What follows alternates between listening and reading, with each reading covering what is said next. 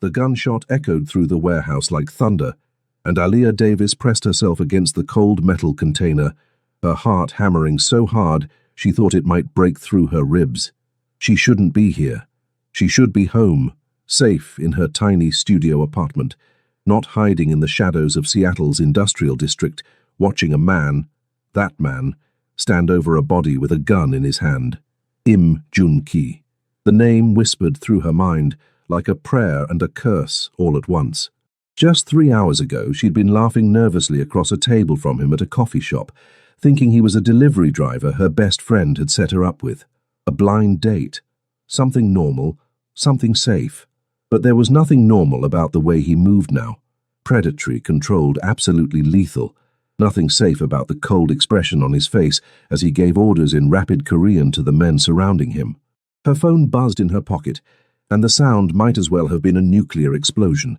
Every head turned toward her hiding spot.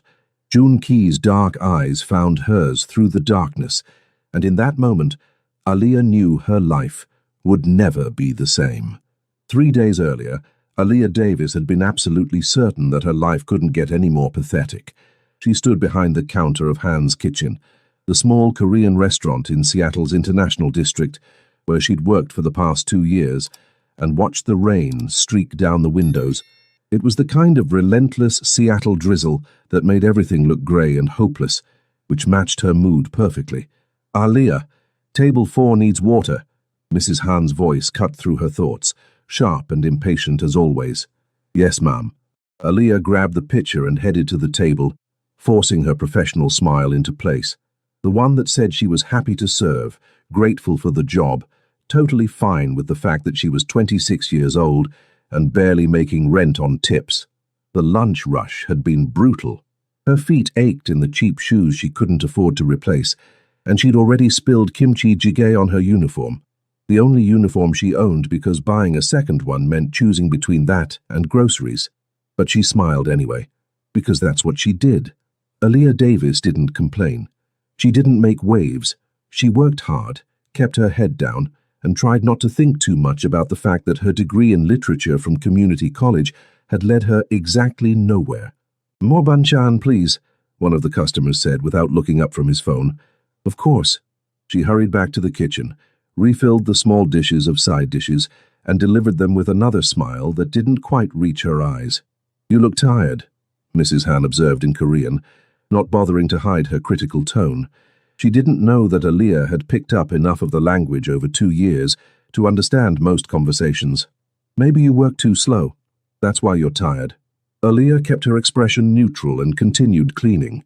No point in defending herself. Mrs. Han would believe what she wanted to believe. Her phone buzzed in her pocket. She glanced at it during a rare quiet moment. "Keisha, girl, I found you a man. Blind date. Tomorrow night. Don't say no." Aaliyah nearly laughed out loud. A blind date. She barely had time to sleep, let alone date. Between working doubles at the restaurant and picking up catering shifts whenever she could, her social life consisted of Netflix and instant ramen. Aaliyah. "Keisha, I can't. I have work." "Keisha, you always have work. Live a little. He's perfect for you. Sweet guy, works hard, not some player. Coffee shop, 6 p.m. tomorrow. I already told him you'd be there." Aaliyah. "You didn't." Keisha. "I did. Wear something cute. Love you." Aaliyah stared at her phone in disbelief. Keisha had actually set up a date without asking her. She should be furious, but honestly, a tiny part of her was intrigued. When was the last time she'd done something just for herself? When was the last time she'd felt like anything other than a tired waitress in a stained uniform? "Aaliyah, stop playing on phone. Customers waiting." She shoved her phone back in her pocket and returned to work, but the seed had been planted. Maybe, just maybe, she could do this. 1 hour, 1 cup of coffee. What was the harm? The next evening, Aaliyah stood in front of her tiny bathroom mirror and tried to decide if she looked presentable or desperate.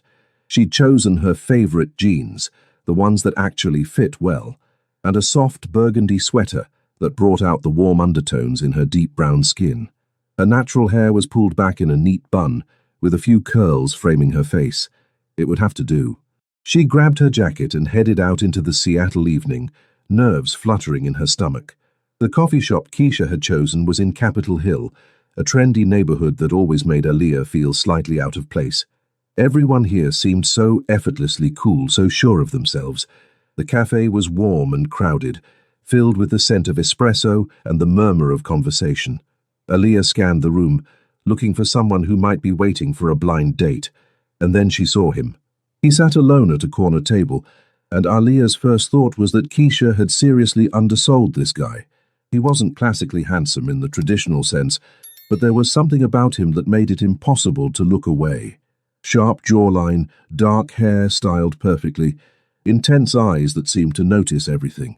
He wore a simple black Henley that fit him like it had been tailored, and when he glanced up from his phone, those dark eyes locked onto hers with an intensity that made her breath catch. He stood smoothly, gracefully, and suddenly Aaliyah felt underdressed and out of her league. Aaliyah? His voice was deep with the slightest accent that made her name sound like something precious. Yes, hi. She forced herself to walk toward him with confidence she didn't feel. You must be Junki. He extended his hand, and when she took it, his grip was firm but gentle. Please sit. He pulled out her chair, actually pulled out her chair like they were in some kind of movie, and Aaliyah found herself sitting across from the most attractive man she'd ever been this close to in real life. Thank you for coming, he said, settling back into his seat with the kind of easy confidence that suggested he was comfortable anywhere. I know blind dates can be awkward. Just a little, Aaliyah admitted with a nervous laugh. Keisha didn't tell me much about you, just that you're a hard worker and, not a player. Something flickered in his eyes. Amusement, maybe, or something darker she couldn't quite read. Keisha is optimistic in her descriptions. She said you do delivery work? There was the briefest pause, so quick she almost missed it. I handle logistics for various businesses. Transportation, distribution, that kind of thing. It sounded vague, but Aaliyah didn't press. First dates were about getting to know each other, not interrogating people about their job descriptions. What about you? He asked, leaning forward slightly. Keisha mentioned you work at a Korean restaurant? Han's Kitchen in the International District. I'm a server. She waited for the judgment, the subtle disappointment that usually crossed people's faces when they realized she wasn't some successful career woman. But Junki just nodded, his expression thoughtful. How long have you been there? 2 years. The pay isn't great, but Mrs. Han keeps me busy enough that I can make rent most months. Most months? She hadn't meant to say that. Aaliyah felt her cheeks warm with embarrassment. Sometimes I pick up catering shifts to make ends meet. Seattle's expensive. It is, he agreed, and something in his tone made her think he understood more than she'd expected. Can you live alone? Studio apartment in Beacon Hill, nothing fancy, but it's mine. She paused. What about you? I have a place downtown. He said it casually, but downtown Seattle meant money. Real money. Aaliyah felt the familiar weight of inadequacy settle over her shoulders. Before she could spiral too far into self-consciousness, a barista appeared at their table. What can I get you folks? Americano, black, Junki said, then looked at Aaliyah. And for you? Just a regular coffee, please, with cream. As the barista walked away, Junki's phone buzzed on the table. He glanced at it, and for just a second, his entire demeanor changed. The easy warmth vanished, replaced by something cold and razor-sharp. He typed a quick response, and when he looked back at Aaliyah, the warmth had returned so smoothly, she wondered if she'd imagined the shift. Sorry about that. Work never really stops. I get it. Mrs. Han texts me at all hours, too. They talked for the next hour, and Aaliyah found herself relaxing despite her initial nerves. Junki was easy to talk to, asking questions that seemed genuinely interested in her answers. He didn't talk much about himself. She noticed that. But when he did, there was an intensity to him that was magnetic. I should probably go, Aaliyah said reluctantly when she noticed the time. I have an early shift tomorrow. Let me walk you to your car. I took the bus. Something crossed his face. Concern, maybe displeasure. Then let me give you a ride home. Oh, you don't have to. I insist. He stood, and there was a finality to the statement that wasn't quite a command, but wasn't really a request either. Aaliyah found herself nodding. As they stepped out into the cool Seattle night, she couldn't shake the feeling that she'd just agreed to something much bigger than a simple ride home. Junki's car was not what Aaliyah had expected. She'd been picturing maybe a Toyota, something practical for a delivery driver. What she hadn't expected was the sleek black Mercedes S-Class parked at the curb, looking like it cost more than she'd make in 5 years. "This is yours?" The question came out before she could stop it. Yes. He opened the passenger door for her, and Aaliyah slid into leather seats that probably cost more than her entire apartment's furniture combined. The interior smelled like expensive cologne and new car, and when Junki settled into the driver's seat, he moved with the kind of familiarity that said, "This wasn't borrowed or rented." "I thought you said you did delivery work." "I said logistics." He pulled smoothly into traffic, navigating the Seattle streets with easy confidence. The transportation business can be quite lucrative if you know the right people. There was something in the way he said it that made Aaliyah's instincts prickle. She'd grown up in neighborhoods where people didn't ask too many questions about where money came from, and she recognized the careful phrasing of someone who didn't want to explain their income source. But he'd been nothing but polite to her, and Keisha had vouched for him. Sort of. "How do you know Keisha?" Aaliyah asked, changing the subject. "Through a mutual friend. She mentioned you needed to get out more." The corner of his mouth lifted in what might have been amusement. "Said you work too much and don't take care of yourself. Keisha has opinions about everything. Is she wrong?" Aaliyah looked out the window at the passing city lights.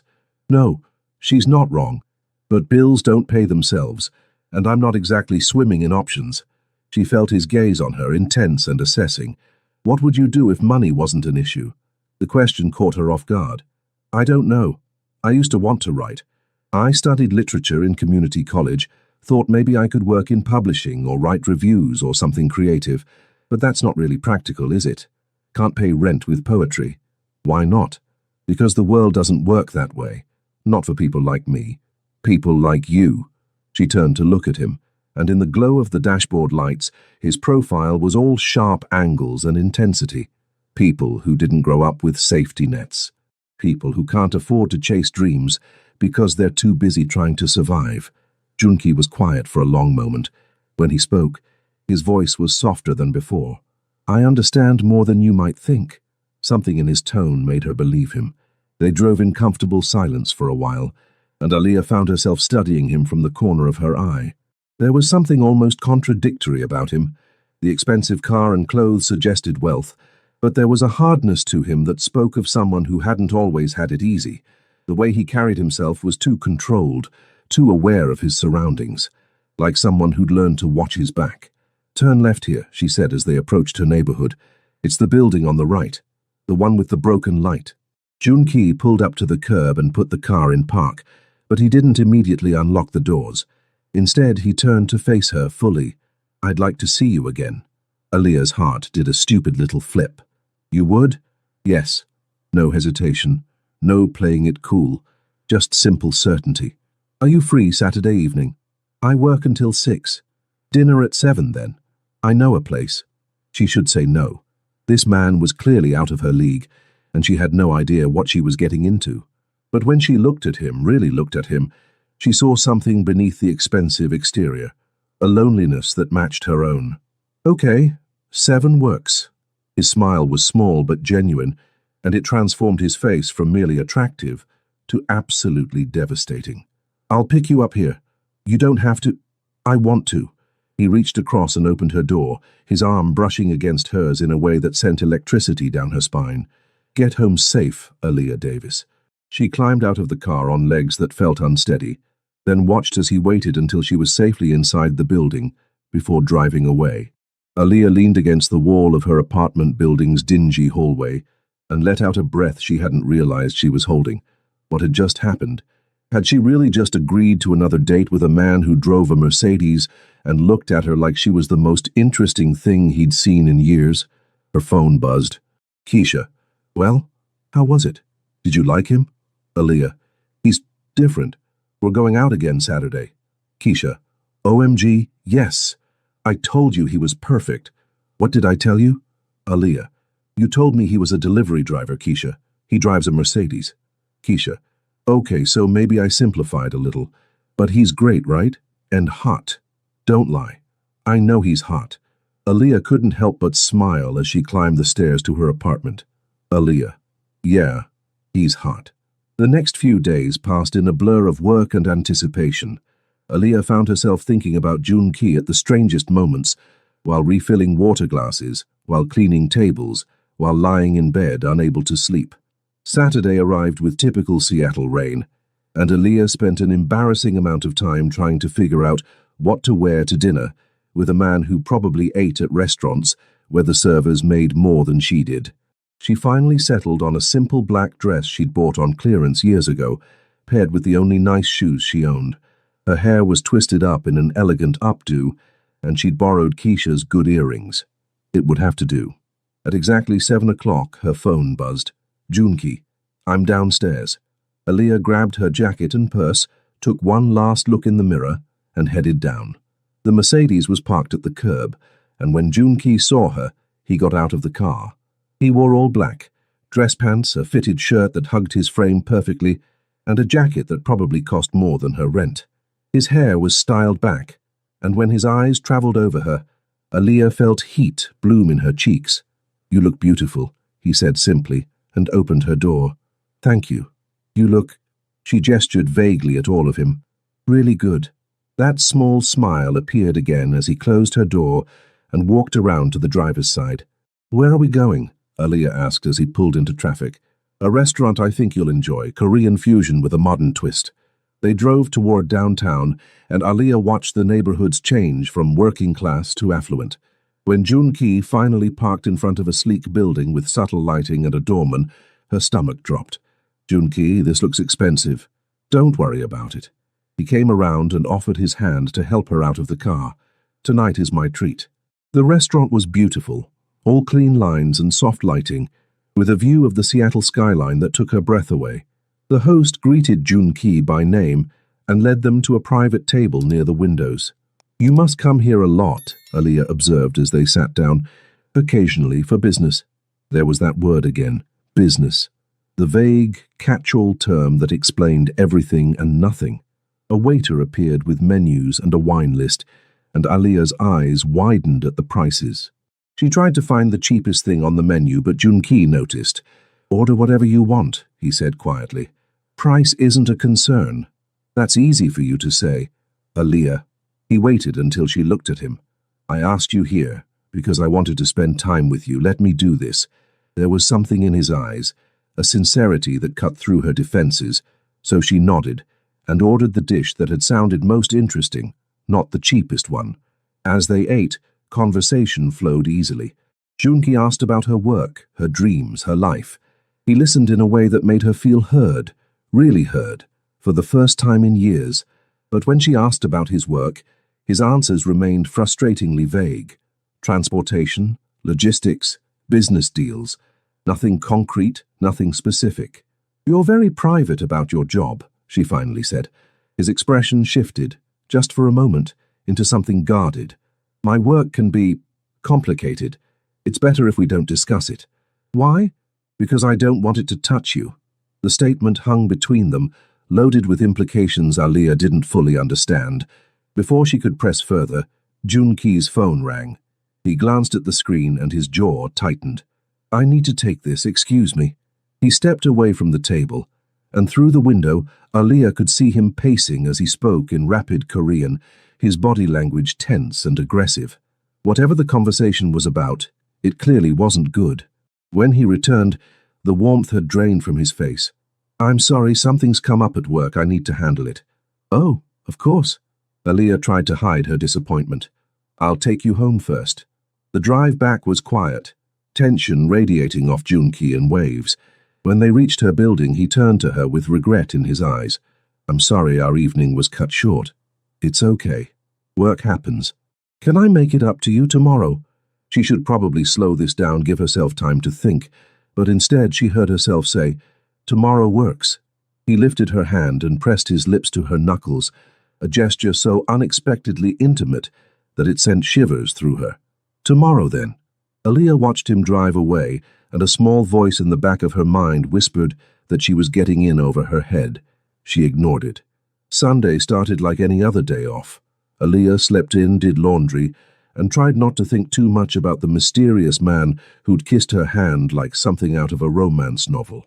By the time evening rolled around, she was equal parts excited and anxious. Junki had texted her address to a different restaurant, this one near the waterfront. When she arrived, he was already waiting outside, and the sight of him made her pulse quicken. "Hi," she said, suddenly shy. "Hi." He reached for her hand like it was the most natural thing in the world. "Come on, I want to show you something." Instead of going into the restaurant, he led her down the waterfront boardwalk. The sun was setting, painting the sky in shades of orange and pink, and the Olympic mountains loomed in the distance. "It's beautiful," Aaliyah breathed. "I thought you'd like it." They walked in comfortable silence for a while, hand in hand, and Aaliyah couldn't remember the last time she'd felt this content. "Tell me something about yourself that no one knows." The question surprised her. "Like what?" "Anything. Something real." She thought about it, then decided to be honest. "Sometimes I steal food from the restaurant. Just small things. Leftover banchan that Mrs. Han's going to throw away anyway, or rice that didn't get served. I tell myself it's fine because she wastes so much anyway, but I still feel guilty about it." Junki stopped walking and turned to face her. "Why do you steal food, Aaliyah?" She looked away, embarrassed. "Because some weeks I have to choose between groceries and electricity, and I'd rather eat stolen kimchi in the dark than go hungry." His hand tightened on hers. "Does she pay you so little?" "She pays minimum wage. That's legal. It's just not livable." Aaliyah laughed, but it came out bitter. "Welcome to America, right? Work full-time and still struggle to survive. You deserve better than that."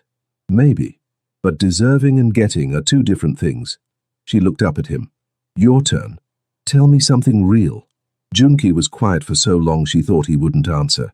When he finally spoke, his voice was low and rough. "I'm not a good man, Aaliyah.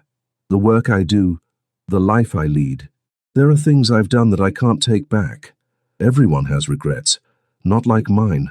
He cupped her face with his free hand, and the gesture was so gentle it made her chest ache. "You should probably run from me, as far and as fast as you can. Then why are you here with me?" "Because I'm selfish. Because when I'm with you I remember what it feels like to be human instead of—" He trailed off. "Instead of what?" He didn't answer. Instead, he leaned down slowly, giving her time to pull away. When she didn't, his lips met hers in a kiss that was soft and searching and absolutely perfect. Aaliyah melted into him, her hands fisting in his jacket as he deepened the kiss. He tasted like coffee and something darker, something dangerous that she should probably be afraid of but wasn't. When they finally broke apart, both breathing hard, Junki rested his forehead against hers. "You're making this very difficult," he murmured. "Making what difficult?" "Staying away from you." "Then don't." The words came out before she could stop them, bold and reckless. His laugh was low and pained. If only it were that simple.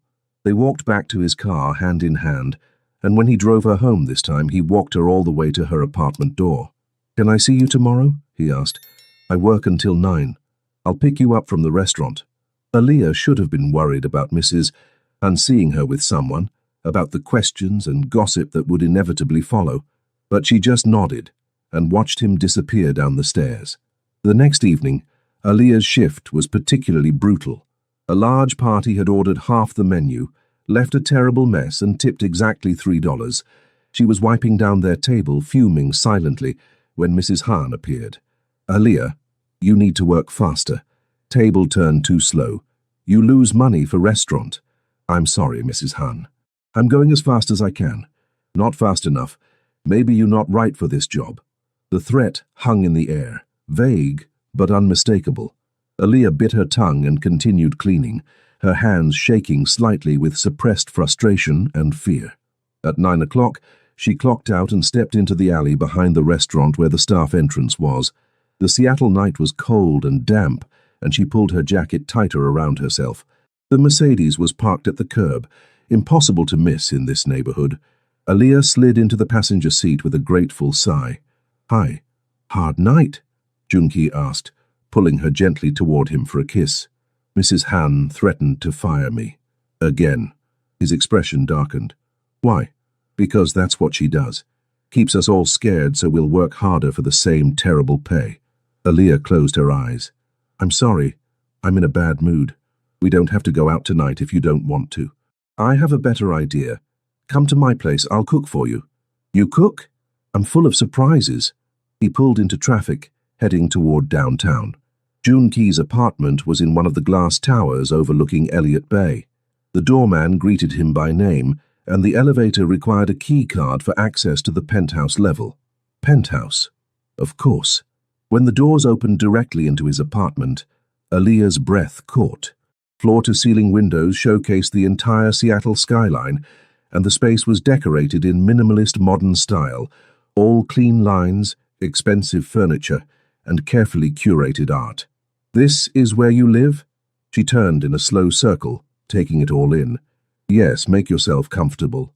He shrugged off his jacket and headed toward the open kitchen. I'm going to make you real Korean food, not the tourist version Mrs. Han serves. Aaliyah sank onto the leather couch and watched him move around the kitchen with practiced ease. He'd rolled up his sleeves, revealing strong forearms, and she found herself mesmerized by the simple domesticity of it all. Where did you learn to cook? She called out. My mother taught me before she died, said a man who couldn't feed himself was useless. There was old pain in his voice, carefully controlled. How old were you when she passed? 15. I'm sorry. He looked up from the cutting board, his expression unreadable. Life happens. We survive or we don't. There was a story there, a whole history of hardship that matched her own. But before Aaliyah could ask more, June Key's phone rang. His entire demeanor changed when he looked at the screen. I need to take this. He disappeared into another room, and Aaliyah could hear him speaking in rapid, angry Korean. The conversation went on for several minutes, and when he returned, his jaw was tight with tension. Everything okay? She asked carefully. Business complication. Nothing for you to worry about. But his phone rang again almost immediately, and this time his expression was purely furious. He answered in Korean, and even though Aaliyah couldn't understand most of it, she caught a few words. Numbers. A location. Something about a shipment. And then one phrase that made her blood run cold. Get rid of the body. Aaliyah's heart stuttered. She must have misheard. Must have misunderstood. But June Key's face was cold and hard in a way she'd never seen before. This was the face of someone capable of giving orders like that. He hung up and turned to find her staring at him. Aaliyah! I should go. She stood up quickly, grabbing her purse. Wait. He moved toward her, but she stepped back. What kind of business are you in, June Key, really? His silence was answer enough. Oh my God. Her voice came out as a whisper. What are you? It's complicated. No, it's not complicated. Either you're a criminal or you're not, and I'm pretty sure I just heard you order someone to get rid of a body. Her hands were shaking now, and she couldn't tell if it was fear or anger or both. Let me explain.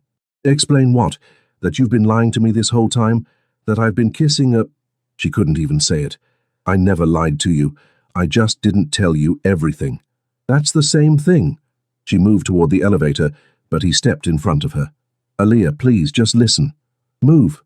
Not until you hear me out. They stood there, deadlocked, and Aaliyah could see the conflict warring in his eyes. Finally, he stepped aside. I'll drive you home. I'll take an Uber. It's not safe. I don't care. The words burst out of her, louder than she'd intended. You don't get to pretend you care about my safety when you're... She stopped herself, shaking her head. Just let me leave. He stood frozen as she called the elevator, and when the doors finally opened, he spoke quietly behind her. I'm sorry. Aaliyah didn't turn around. She stepped into the elevator and watched him disappear as the doors closed. Only when she was safely in the Uber, heading back to her tiny apartment, did she let herself cry. Aaliyah called in sick to work the next day. She never called in sick, couldn't afford to, but she also couldn't face Mrs. Han's kitchen, couldn't serve Korean food and smile at customers, while her mind replayed that phone conversation over and over. Get rid of the body. She'd been so stupid. The expensive car, the penthouse, the vague answers about his work. All the red flags had been there, and she'd ignored them because he made her feel special, because he looked at her like she mattered. Her phone had been buzzing non-stop since last night. Texts from June Key that she couldn't bring herself to read.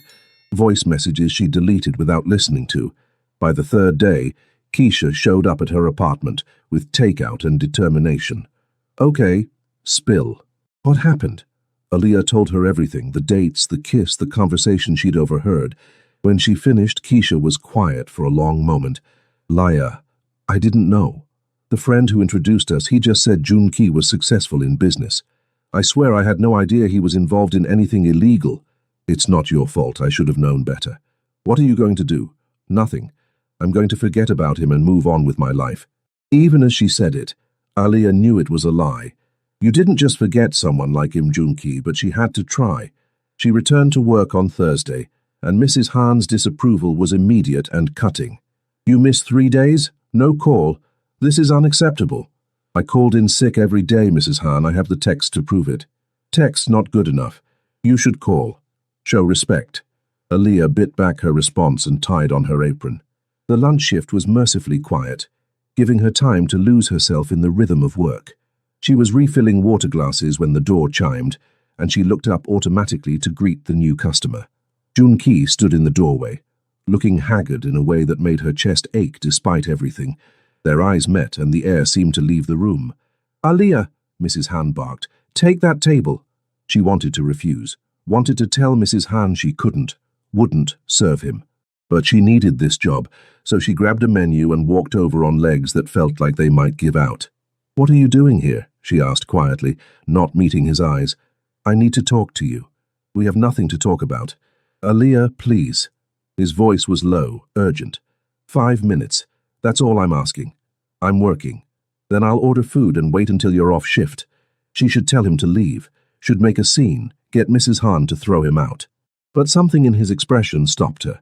Fine, what do you want to eat? I don't care, whatever you recommend. She scribbled down an order, japchae and bulgogi, items she knew the kitchen could make quickly, and retreated before she could do something stupid like start crying in front of him. The next 2 hours were torture. She could feel his eyes following her as she worked, and every time she glanced his direction, he was watching her with an intensity that made her skin prickle. Finally, mercifully, her shift ended. She clocked out and found him waiting by the front door. My car is outside, he said quietly. I don't want to get in your car. Then we'll walk. They ended up at a small park a few blocks away, sitting on a bench overlooking Puget Sound. The silence stretched between them, heavy and uncomfortable. I'm not a good man, Junki finally said. I told you that, but I need you to understand. What you overheard wasn't what you think. You told someone to get rid of a body, Junki. How is that not what I think? It was a mannequin. We used them for certain business operations, testing security systems, creating diversions. The one we'd used was damaged and needed to be disposed of. He turned to face her. I'm not asking you to like what I do, but I'm not a murderer. What are you then? He was quiet for a long moment. When he spoke, his voice was carefully controlled. My organization handles goods that don't go through traditional channels. Import-export distribution. Some of it is legal, some of it isn't. But we have rules, no drugs, no trafficking, nothing that hurts innocent people. You're in the mafia. We prefer to call it a business organization. That's semantics. Maybe, but it's the truth. He reached for her hand, and she didn't pull away. My father built this organization from nothing. When he died, the responsibility fell to me. I was 19 years old, and I had a choice. Take over or watch everything my family had built fall apart. Let people who depended on us lose their livelihoods. So you became a criminal. I became a leader. I protect my people. I make sure families have food on their tables. Is it conventional? No, but it's honest work in its own way. Aaliyah wanted to argue, wanted to hold on to her moral high ground, but she'd grown up in neighborhoods where people did what they had to do to survive, where the line between legal and illegal was often thinner than people wanted to admit. Why me? She asked instead. Why pursue someone like me when you could have anyone? His laugh was soft and pained. Because you're real, Aaliyah. Because when I'm with you, I don't have to be Im Junki, leader of the organization. I can just be me. Do you have any idea how rare that is? I'm just a waitress. You're not just anything. He turned her face toward him gently. You're brilliant and strong, and you see people, really see them. You looked at me and didn't see power or money or status. You just saw a man. When was the last time anyone did that? Tears burned in Alia's eyes. I'm scared of this. Of you. I know. You should be. But I swear to you, I will never let my world touch you. You'll be safe. Always. You can't promise that. Watch me. He kissed her then, desperate and searching, and Alia kissed him back, even though she knew she shouldn't. Knew this was probably a mistake, but her heart didn't care about logic or safety. When they broke apart, both breathing hard, Junki rested his forehead against hers. Give me a chance. Let me prove that this can work. Every instinct screamed at her to say no, to walk away while she still could, but instead she heard herself whisper, okay. The next few weeks were a strange, wonderful blur. Junki kept his promise. His business never intruded on their time together. They fell into a rhythm. Dinners after her shifts, walks along the waterfront, quiet evenings at his penthouse where he cooked for her, and they talked for hours. He never pressured her for more than she was ready to give, and slowly, Alia felt her guard coming down. She learned that he spoke 4 languages, that he played piano, that he had a dry sense of humor that caught her off guard. She learned that he was generous with his people, that he had a code of honor that might not align with the law but was unshakable nonetheless, and she learned that she was falling for him. Hard. One evening, as they sat on his couch watching the city lights, Junki's phone rang. He glanced at it and his expression darkened. I need to handle something. Will you be okay here for an hour? Of course. He kissed her forehead and disappeared into his office. Alia tried to focus on the book she'd brought, but curiosity got the better of her. She wandered around the apartment, looking at his art collection, his bookshelves, and then she noticed his office door was slightly ajar. She shouldn't. She knew she shouldn't, but her feet carried her forward anyway. Through the crack she could see Junki on the phone, his back to her. Behind him his computer screen displayed what looked like a map with various markers. And then she heard it. An address. A familiar address. A restaurant. Han's Kitchen. Ice flooded her veins. Why would Junki have her restaurant marked on what looked like some kind of operational map? She must have made a sound because he turned, and his eyes widened when he saw her. Alia, but she was already backing away, her heart hammering. Why is my restaurant on your computer? It's not what you think. Stop saying that. Just tell me the truth. He moved toward her, hands raised placatingly. Han's Kitchen is a front for a rival organization. They use it to launder money and coordinate their operations. The world tilted. What? Mrs. Han's son-in-law runs a competing organization. They've been using the restaurant as cover for years. No, that's impossible. It's just a restaurant. Is it? Have you ever wondered why she pays you so little? Why she keeps the staff scared and isolated? It's easier to hide illegal activity when your workers are too afraid to ask questions. Alia's mind raced, connecting dots she'd never wanted to see. The strange deliveries that only Mrs. Han handled, the private meetings in the back office, the way certain customers were treated differently than others. Oh my God. I've been monitoring them for months. They're planning something big and I need to know what. Is that why you approached me? To get information? The pause before he answered told her everything. At first, yes. But Alia, everything between us, it became real. I swear to you. She stumbled backward, feeling sick. You used me. No, I wanted to protect you. I still do. When their operation falls apart, and it will. I don't want you caught in the crossfire. Get away from me. Alia, please. I said get away from me. She grabbed her things and ran for the elevator, ignoring his calls behind her. The doors couldn't close fast enough. Only when she was in an Uber heading back to her apartment did the full weight of betrayal crash over her. He'd used her. Everything. The dates, the kisses, the quiet moments had been a lie, a means to an end, and like a fool she'd believed him. Alia didn't go back to work. She couldn't. Every time she thought about walking into Han's Kitchen, knowing what she knew now, her stomach turned. But staying away meant no paycheck, and her savings were nearly gone. On the 3rd day, her phone rang. Mrs. Han. Come to work again? You fired. Don't come back. The line went dead before Alia could respond. She sat on her couch, staring at the wall, and wondered how her life had fallen apart so completely in such a short time. No job, no savings. And the one person who'd made her feel special had been lying to her from the start. Her phone buzzed with a text from Junki. Another one. She'd ignored dozens already. Junki, please let me explain. Please be safe. They know I've been watching them. She deleted it without reading the rest. That night, she couldn't sleep. Every sound in her old building seemed amplified. Every shadow seemed threatening. She kept thinking about what Junki had said, that Mrs. Han's family was involved in organized crime, that something big was being planned. Around 2 a.m., she heard footsteps in the hallway outside her apartment. They stopped at her door. Aliyah held her breath, heart pounding. The doorknob rattled. She grabbed her phone, ready to call 911, when her phone lit up with a message from an unknown number. Unknown. Don't scream. It's me. Open the door. She crept to the door and looked through the peephole. Junki stood there, and even in the distorted fish-eye view she could see blood on his shirt. Against every instinct telling her not to, she opened the door. He stumbled inside, and she saw the gash across his ribs, bleeding through his shirt. What happened? They made their move tonight, tried to take out my second-in-command. I got in the way. He leaned against her wall, breathing hard. I shouldn't have come here. I'm putting you at risk, but I needed to make sure you were safe. You're hurt. I'll survive. I always do.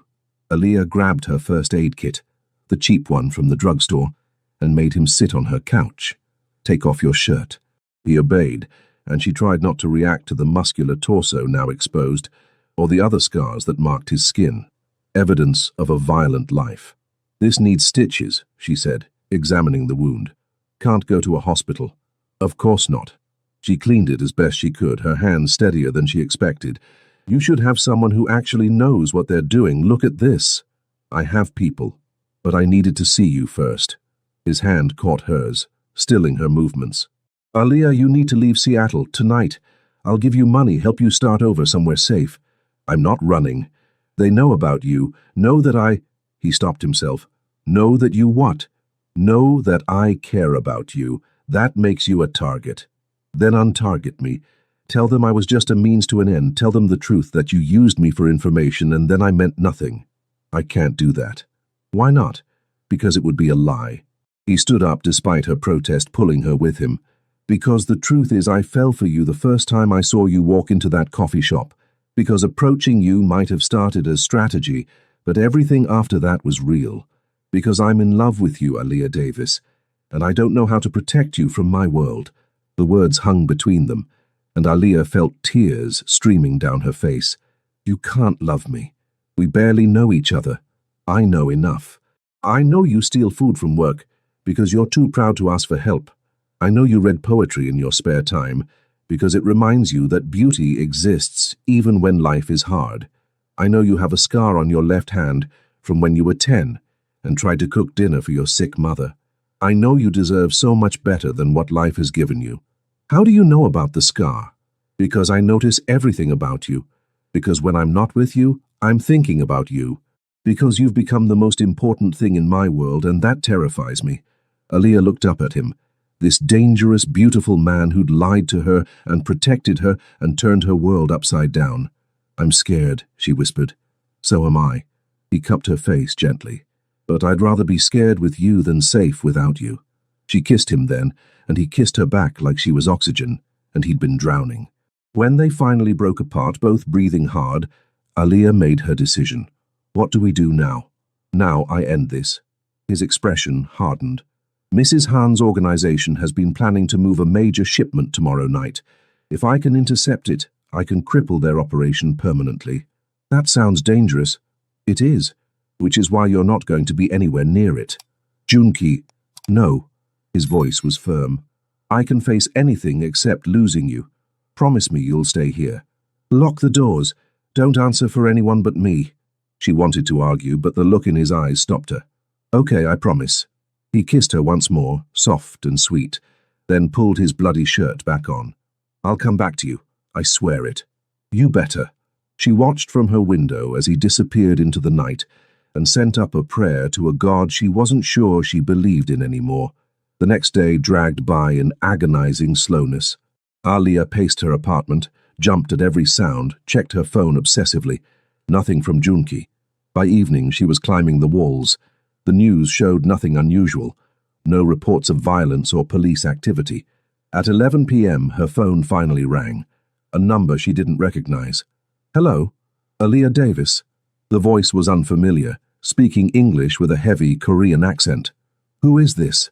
"A friend of June Key's. He asked me to call you. There's been a complication. He needs you to come to this address. Immediately." Every instinct screamed that this was wrong. But what if June Key really was hurt? What if he needed her? She grabbed her jacket and headed out. The address was in the industrial district south of downtown, a maze of warehouses and shipping containers. Aaliyah's Uber driver looked nervous as he pulled up to the address. "You sure you want to be dropped here, lady?" "Yeah, thanks." She climbed out and looked around. The warehouse ahead was dark, except for a light visible through a high window. This was stupid. This was dangerous. But her feet carried her forward anyway. The warehouse door was unlocked. She pushed it open and stepped inside. The space was cavernous and mostly empty, except for stacked shipping containers. And in the center, illuminated by a single hanging light, was June Key. He stood over a man on his knees, a gun in his hand, surrounded by other men in dark suits. His expression was cold and lethal, nothing like the gentle man who'd cooked her dinner. Aaliyah's phone buzzed in her pocket. The sound echoed through the warehouse like a gunshot. Every head turned toward where she stood in the shadows. June Key's eyes found hers, and for just a moment she saw absolute terror cross his face. "Aaliyah," he breathed. "Run!" But it was too late. Two men were already moving toward her, and Aaliyah knew she'd just made the worst mistake of her life. Everything happened fast after that. The men grabbed her, pulling her into the light. June Key's gun swung toward them, his face transforming into something absolutely terrifying. "Let her go. Now." "Can't do that, boss." The man holding her left arm spoke calmly like this was routine. "She's seen too much. You know the rules. She's not part of this." June Key's voice was deadly quiet. "She's innocent. No one's innocent anymore, June Key. You taught us that." Time seemed to slow. Aaliyah watched June Key's face, saw the calculation happening behind his eyes, saw him weighing her life against his position, his power, his empire, and then he lowered his gun. "Let her go, and I'll step down. The organization goes to Taemin. I'll disappear. You'll never hear from me again." The warehouse went absolutely silent.